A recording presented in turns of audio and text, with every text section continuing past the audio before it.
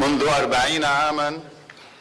يتحكم بسوريا. دوه روژا سیشمه ده کنگرک روزنامه‌وانی ده سروک کوالیسیون نشتیمانی اپوزیسیون سوریه خالد خوجه وردین رودا و کنگره روزنامه‌وانی یوی لگل سروک شپیلا آواکرنا دولت ایران کر. گود انجام وی کنگری ده آلا شورش هات دورخستن پشتی گو کوالیسیون قبول نکر گو آلا رژیم سوریه جی لپشت لؤی حسین بدانین تشتا گو دنگ ودانک سختون رازیبونه لپی خوهشت. خوجه یگو جه آزادی خوازن سوریه و شورشوان نوی لیبوری نخواست و بویر آله بشاشتیک نبنیازه و تکسکر گول پیشیا ولاتین سوری قناغک و گو هستنی هیا. به تایبت لنافچین آزاد کری گوی دست به وگرا کوچ بران بکه و خوجا دا خوازا یک بونا ریزه کر و یک بونا همو کتیبین لشکرید بین یک آله ده گو او تشت دا هاتن شورش دپارزه و دوباره آودان کرنا سوریایه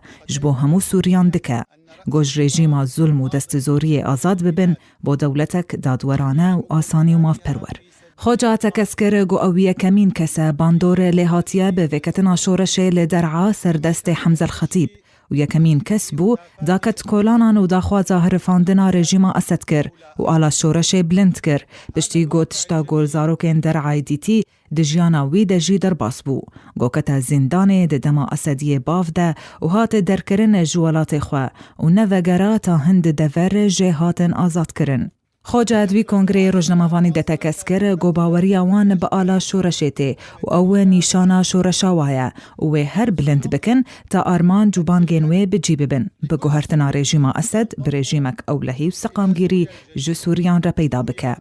هر وها چکم کرنک جو خوینا گوهاتی رجاندن با آزادی لینای لی بردن. تزانین گوجگرا سروک کوالیسیون نغم غادری و اندام کوالیسیون انس عیروت دوه سیشمه دستج کاربردان خوراک هاندن او جی وکرت کرنکه جبویرا گوچه بود کنگره خوجه و لؤی حسین ده به دور کرنا آلا شورشه جه پشت خالد خوجه.